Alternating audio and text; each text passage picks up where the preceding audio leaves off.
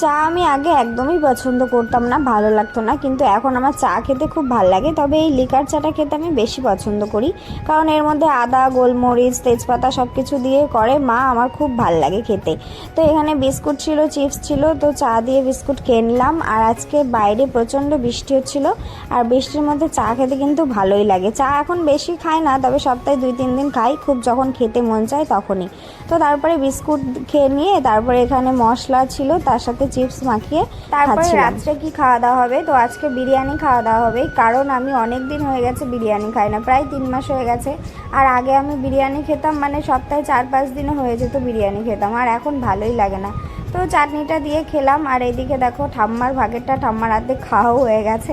তো তারপরে আমি আর খেতে পাচ্ছি না 2-4 গাল খাওয়ার পরে। তো ঠাম্মা বিরিয়ানি খেতে খুব ভালো লাগে ঠাম্মার। তারপরে আমি ঠাম্মার দিলাম, আমি বললাম এগুলোও খাও, তো ঠাম্মা কি সুন্দর করে খেয়ে নিল। তারপরে আমরা সবাই মিলে খেলাম কোল্ড ড্রিঙ্কস বিরিয়ানি খাওয়ার পরে। তারপরে আমি একটু খেয়ে নিলাম ডেয়ারি মিল্ক। তো আজকে এই অবধি, সবাই খুব ভালো থেকো।